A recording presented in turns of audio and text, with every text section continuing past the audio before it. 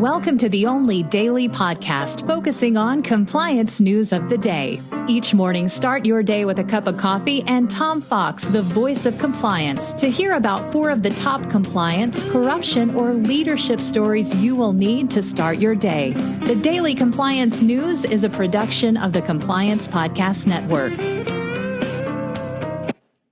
Daily Compliance News for January 7, 2020. Yesterday saw one of the saddest days in the history of America, where the U.S. Capitol was breached by traitors, insurgents, and seditionists for the first time since the War of 1812. It was a sad state of affairs as Trump egged on his supporters to attack the Capitol. There was one loss of life during that part of the rioters and rebels' attack, and it's unclear how many more will be arrested out of it. So today I want to talk about some of the outfall from this. First is from the New York Times.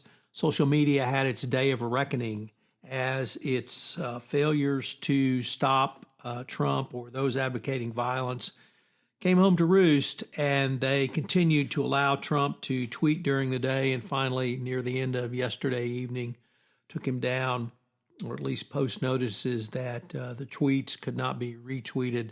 Trump continued to incite the rebellion after he was whisked back to the White House. So if there was ever going to be a push to repeal Section 230, this, I think, fallout from this will be supported by both sides. Next up, the business leaders' response. This was most interesting. Almost every business leader who commented condemned the attack by the seditionists and indeed called it sedition, what it is.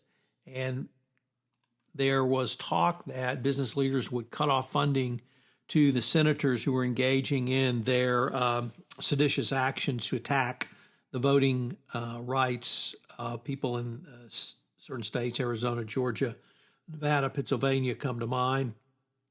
The chaos led many to not only attack Trump, but also attack the Republican Party, which has facilitated all of this.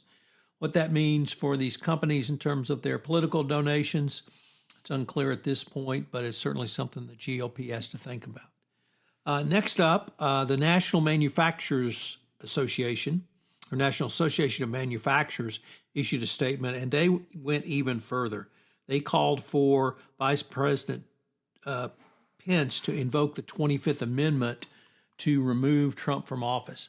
I'd like you to think about that a minute. If you don't know, the National Association of Manufacturers represents manufacturing interests, is as conservative as any organization in the United States, anti-union, anti-employee, pro-business owner, and they are requesting that the Vice President invoke the 25th Amendment. When you have that sort of very conservative business organization saying something like that, and they are extraordinarily powerful in this country and well respected, that certainly means that their business people see the Trump attacks on America itself as antithetical to our country and certainly bad for business. So it was interesting that the National Association of Manufacturers would take that step. On a little bit lighter note, we had 2 Democratic senators elected in Georgia, and that led directly, I think, to the president naming Merrick Garland as the incoming attorney general. Obviously, this is the big middle finger to Mitch McConnell and the rest of the Republicans who wouldn't even give him a hearing to go on the Supreme Court. But I think we'll see much more aggressive enforcement under a Merrick Garland-led Justice Department. The Daily Compliance News is a production of the Compliance Podcast Network and a proud member of C-Suite Radio. Thanks so much for listening. I hope you'll join me again tomorrow.